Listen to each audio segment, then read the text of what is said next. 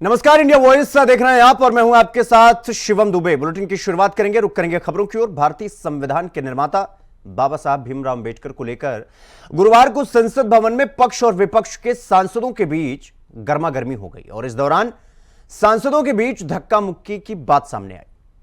आपको बता दें कि भाजपा सांसद प्रताप सारंगी और मुकेश राजपूत ने लोकसभा में विपक्ष के नेता और रायबरेली के सांसद राहुल गांधी पर धक्का देने का आरोप लगाया। इस घटना के चलते दोनों भाजपा सांसद घायल भी हुए और उन्हें अस्पताल में भर्ती कराया गया है। प्रधानमंत्री नरेंद्र मोदी ने आज प्रताप सारंगी और मुकेश राजपूत को फोन करके उनके स्वास्थ्य के बारे में जानकारी ली और अपने ऊपर लगे आरोपों को राहुल गांधी ने बेबुनियाद बताया। दिल्ली कांग्रेस के प्रदर्शन के दौरान प्रताप सारंगी चोटिल हुए।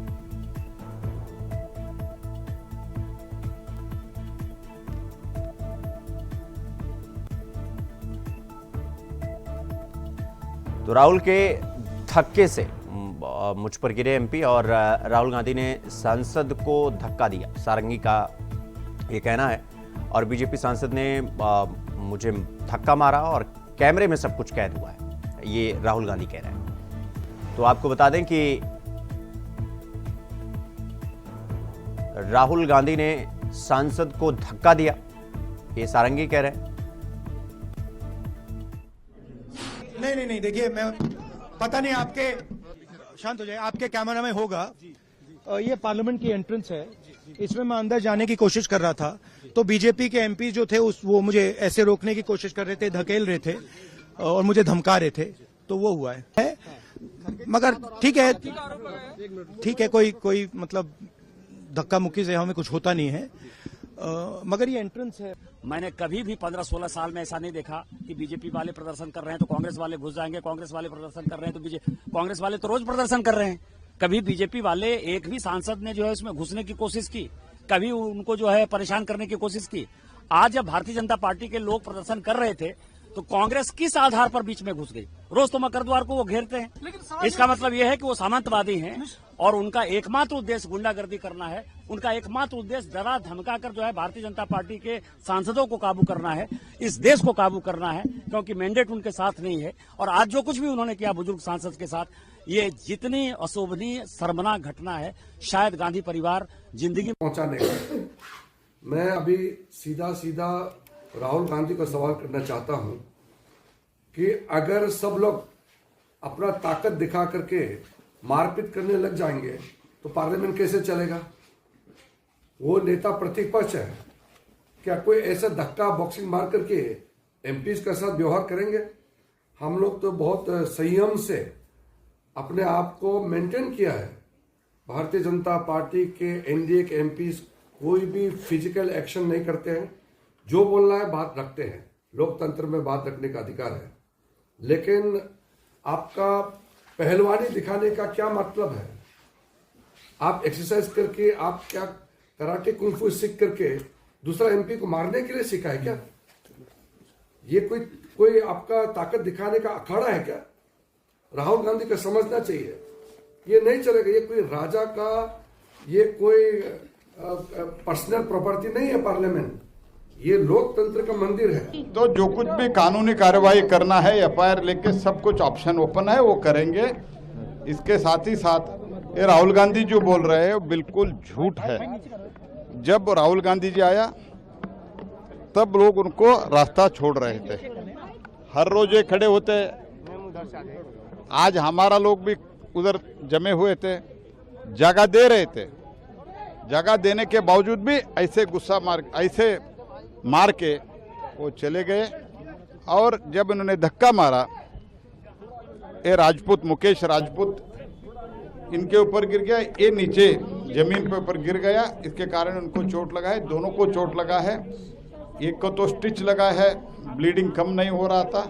तो बहुत राहुल गांधी का जो हार का हताशा है। और तो रुक करेंगे अगली खबर की ओर। उत्तर प्रदेश में रजिस्ट्री ऑफिस रिश्वतखोरी के अड्डा बन गए हैं इस वक्त, जहां कोई भी काम बिना दाम दिए नहीं होता है। स्टाम्प और पंजीयन मंत्री रविंद्र जायसवाल ने मथुरा के रजिस्ट्री ऑफिस में जांच की कार्रवाई की। मथुरा के रजिस्ट्री ऑफिस का गोरख धंधा सामने आया। रिश्वतखोरी के लिए फ्लैट की रजिस्ट्री कॉपी गिरवी रखी गई थी। मंत्री ने पूरा रजिस्ट्री ऑफिस सस्पेंड कर दिया और उप रजिस्ट्रार से लेकर बाबू चपरासी तक नप गए।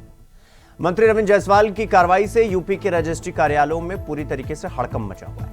मंत्री की कार्रवाई के बाद अब बड़ा सवाल यह है कि क्या उप रजिस्ट्री कार्यालय की रिश्वतखोरी खत्म हो जाएगी या फिर रिश्वतखोरों का खेल यूं ही चलता रहेगा।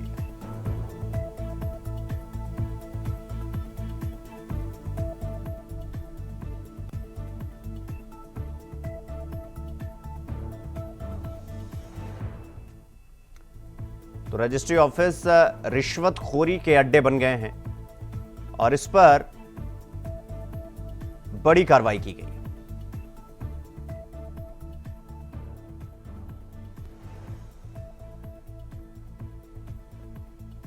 तो इस खबर पर हमारे साथ हमारे सहयोगी मोहम्मद फारूक हमारे साथ मथुरा से जुड़ गए हैं और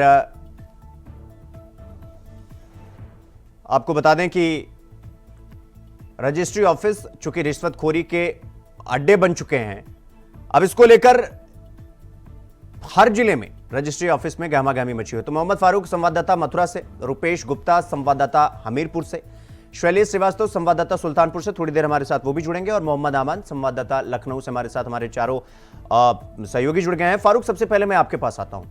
ये जो मथुरा में ये रजिस्ट्री ऑफिस रिश्वतखोरी का अड्डा बन गया, ये कहा जा रहा है, क्या कुछ ये पूरा मामला है? और ये जो मंत्री की तरफ से कार्रवाई की गई वो क्यों की गई है? क्या कुछ खुलासा हुआ है? क्या जानकारी, क्या अपडेट आपके पास? जी बिल्कुल शुभम, आपको बता दें कि ये रजिस्ट्री ऑफिस का कार्यालय है और इसमें जो है अभी 3 दिसंबर से पहले एक साधु राम है जिन्होंने, जो वृंदावन के निवासी हैं, उन्होंने एक अपना बैनामा कराया था। वो बैनामे की जो डीड होती है, यानी जो डॉक्यूमेंट्स होते हैं, वो डॉक्यूमेंट्स उनको नहीं दिए जा रहे थे, उनको प्रताड़ित किया जा रहा था। दूसरे दिन उन्होंने इसकी शिकायत स्टाम्प और पंजीयन मंत्री रविंद्र जायसवाल से उन्होंने करी। तो रविंद्र जायसवाल जो मंत्री हैं, उन्होंने उसका संज्ञान लेते हुए एक जांच बैठाई थी और जो यहाँ पर 3 अधिकारी थे, उप निबंधन प्रथम अजय त्रिपाठी और 2 और कनिष्ठ उप निबंधन जो थे, उनको दोनों को अलग अलग जिलों में संबद्ध कर दिया था और उसकी जांच के लिए अयोध्या में के जो कमिश्नर हैं, उनकी एक जांच बैठा दी थी। जो कमिश्नर निबंधन है, उनके हाथ में जांच दे दी थी और जब उन्होंने यहाँ कर जांच करी तो जांच में ये सही पाया गया कि जो डॉक्यूमेंट्स होते हैं रजिस्ट्री के, वो डॉक्यूमेंट्स जो है सेम डे नहीं दिए जाते हैं और उनको लटकाया जाता है। तो इस तरीके से जब जांच हुई तो जांच में जो दोष उनके थे वो सिद्ध हो गए और जो शिकायतकर्ता हैं उनके आरोप जो है सही पाए गए।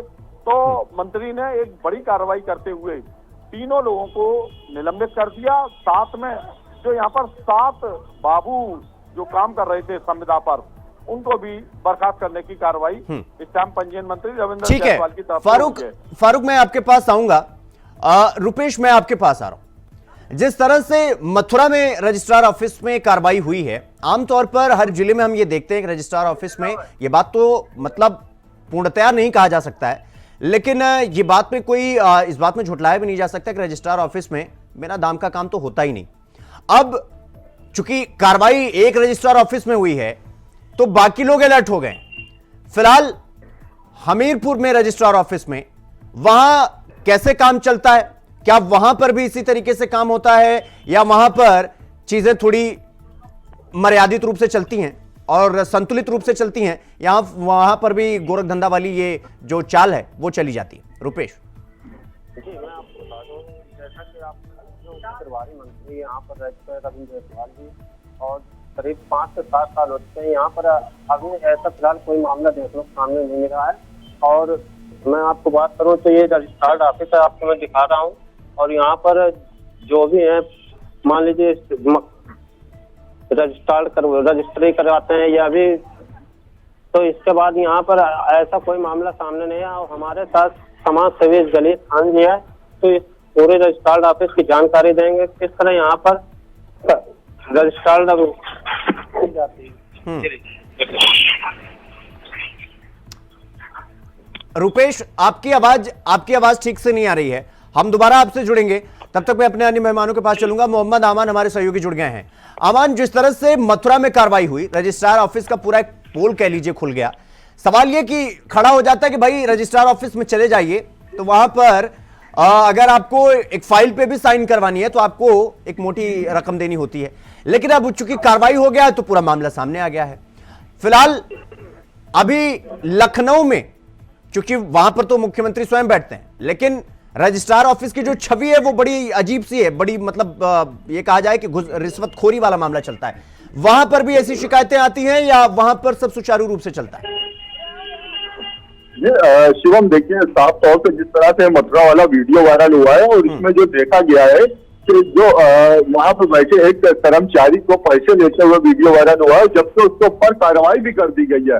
हालांकि राजधानी लखनऊ की अगर बात की जाए, राजधानी लखनऊ में भी इस तरह की चीजें हुआ करती हैं, लेकिन अभी तक जो आप बात की जाए रजिस्ट्रार की, तो रजिस्ट्रार का अभी तक कोई इस तरह का कोई ना वीडियो वायरल हुआ, ना कोई शिकायत करता किसी की शिकायत करते नजर आ रहा है। लेकिन कुछ चीजें शिवम, जिस तरह से देखा जाए कि कुछ चीजें अंडरस्टूड होती हैं, जो दिखती भी है, सामने से समझ में भी आती है और वो हो भी रही होती है, लेकिन कहीं ना कहीं चर्चाओं में तब आती या तो कोई शिकायत करता हो या फिर उसका या उस घटना का वीडियो वायरल किया जाए। तो लगभग आप बात करें अगर रजिस्ट्रार की, तो सब जगह सेम जैसे के तैसे सेम हाल है। लेकिन राजधानी लखनऊ जो कि राजधानी है, यहाँ की अगर बात की जाए तो राजधानी में भी इस तरह की चीजें होती हैं, जैसे कि कई कोर्ट के बाबुओं का वीडियो भी वायरल होता नजर आया है, लेकिन उनपे किसी तरह की कोई कार्रवाई नहीं हुई है। फिलहाल जो रजिस्ट्रार की बात की है, तो रजिस्ट्रार में जो लोग अपनी संपत्ति से जुड़े मामले होते हैं उनको लेके आते हैं, रजिस्ट्रियां करवाते हैं, और यहाँ पे भी मथुरा जैसे मामलात हैं, हालात हैं। लेकिन कहीं यहाँ पे अगर बात की जाए कि वीडियो वायरल की या शिकायत करता की, तो फिलहाल शिकायत करता यहाँ पे कोई नहीं दिख रहा है, ना ही यहाँ पे किसी तरह का कोई वीडियो वायरल हुआ है। फिलहाल मामला अगर की जाए तो मथुरा जैसा ही चल रहा है फिलहाल। ठीक है अमन, मैं आपके पास आऊंगा। शैलेश, मैं आपके पास आ रहा हूं। मथुरा जैसा हाल क्या सुल्तानपुर में भी है? वहां पर भी शिकायतें आती हैं और वहां पर भी क्या ऐसी छवि है जिस तरीके से मथुरा में हमने देखा, या वहां पर सब ठीक ठाक चल रहा है, मतलब नॉर्मल चल रहा है? देखिए, निश्चित तौर पे सभी विभागों में भ्रष्टाचार के आरोप हमेशा से लगते रहे हैं, लेकिन योगी सरकार में जीरो टॉलरेंस की नीति के तहत कार्रवाई होती रही है। आपको बता दें, सुल्तानपुर में भी ऐसे इक्का दुक्का केसेस सामने आए जिसमें दबे मुंह से लोगों ने अपनी बात कही।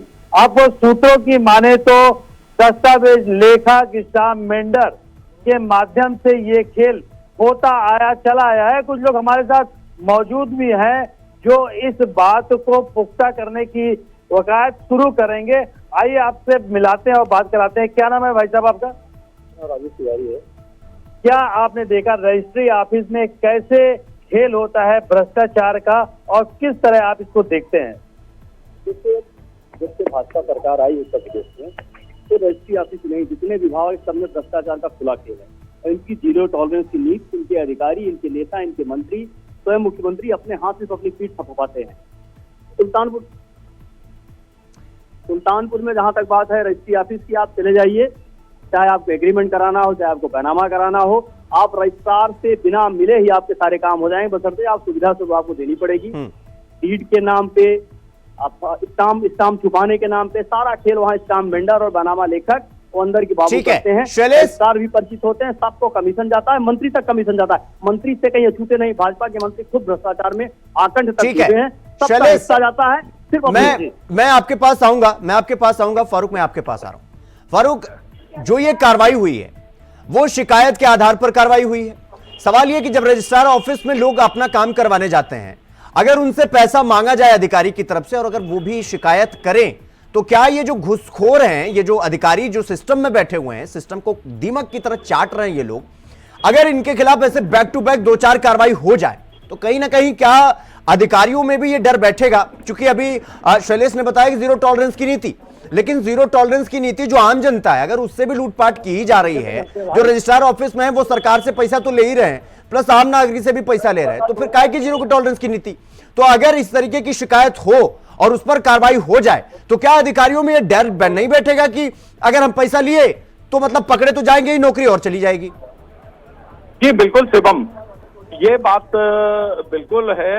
और रजिस्ट्रार जो स्टाम्प पंजीयन मंत्री ने जो कार्रवाई की है, रविंद्र जायसवाल जी की जो कार्रवाई है, जीरो टॉलरेंस की नीति, उनका साफ तौर पर कहना है कि भारत सरकार के प्रधानमंत्री नरेंद्र मोदी और उत्तर प्रदेश सरकार के मुख्यमंत्री योगी आदित्यनाथ की जो जीरो टॉलरेंस की नीति है उस पर बराबर काम किया जाएगा और पूरे उत्तर प्रदेश में काम किया जाएगा। जिस तरीके से मथुरा में कार्रवाई देखने को मिली है, अगर और अन्य विभागों के मंत्री भी इसी तरीके से शिकायतों का संज्ञान लेने लगे और छापामार कार्रवाई होने लगे विभागों पर, तो शायद जो है जीरो टॉलरेंस की नीति कहीं ना कहीं जो है बहुत ही सफल हो जाएगी।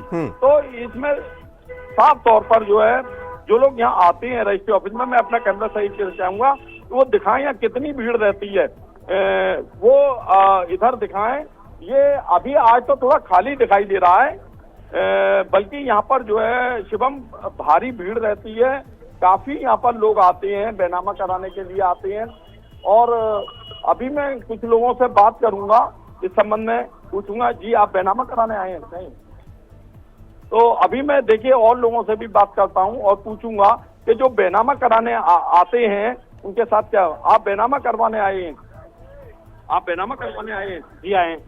आप ये बताइए, बैनामा होने के बाद में यहाँ पर कोई अंदर के लिए पैसा तो नहीं दिया जाता है? नहीं दिया जाता। आपको कैसे मालूम नहीं दिया जाता है? हमसे लिया ही नहीं है। आप पहली बार आए हैं बैनामा करवाने? जी। यहाँ पर तो बड़ी कार्रवाई हुई है, 3 लोग यहाँ पर अधिकारी सस्पेंड हुए हैं, 7 लोग संविदा कर्मचारी निकाल दिए गए। हमसे तो कोई रिश्वत नहीं ली हमसे। अच्छा, देखिए कुछ लोगों का यहाँ कहना है शिवम कि नहीं रिश्वत ली है, लेकिन कहीं ना कहीं जो इतनी बड़ी कार्रवाई हुई है वो जरूर भ्रष्टाचार को। ठीक है फारूक, बहुत बहुत धन्यवाद आपका हमसे जुड़ने के लिए, जानकारी हमारे साथ साझा करने के लिए। रुपेश आपका भी बहुत बहुत धन्यवाद, शैलेश आपका भी, और अमान आपका भी बहुत बहुत धन्यवाद हमसे जुड़ने के लिए और खबर पर जानकारी हमारे साथ साझा करने के लिए। तो आपको बता दें कि जिस तरीके से रजिस्ट्रार ऑफिस में संपत्ति का पूरा ब्यौरा होता है, कागजात होते हैं, आमतौर पर वहां इस तरीके की शिकायतें आती है, लेकिन अगर ऐसी कार्रवाई हो तो फिर अधिकारियों में डर बैठेगा और कहीं ना कहीं आम लोगों के दिल में ये जो छवि है सरकार के अधिकारियों के प्रति वो कहीं ना कहीं बदलेगी। खबरों में आगे बढ़ेंगे। राजस्थान में ग्राम पंचायत चुनाव को लेकर अभी भी असमंजस की स्थिति बनी हुई है। प्रदेश की 6,759 ग्राम पंचायतों का कार्यकाल जनवरी में पूरा होने वाला है और ऐसे में राज्य सरकार नगर निकाय की तर्ज पर ही जनप्रतिनिधियों को प्रशासक लगाने की तैयारी में। 704 ग्राम पंचायतों का कार्यकाल मार्च 2025 में पूरा होगा, इनमें भी प्रशासक लगेंगे। दरअसल भजनलाल सरकार वन स्टेट वन इलेक्शन के चलते ऐसा फैसला ले रही है। राजस्थान सरकार ने 25 नवंबर को 49 निकायों में कार्यकाल पूरा होने के चलते प्रशासक लगाने की शुरुआत हुई और बता दें कि सरकार पहले से ही ग्राम पंचायत चुनाव नहीं करवाने के पक्ष में थी, क्योंकि मतदाता सूचियां तैयार करना और चुनाव कार्यक्रम जारी करने में 3 महीने का समय लगता है।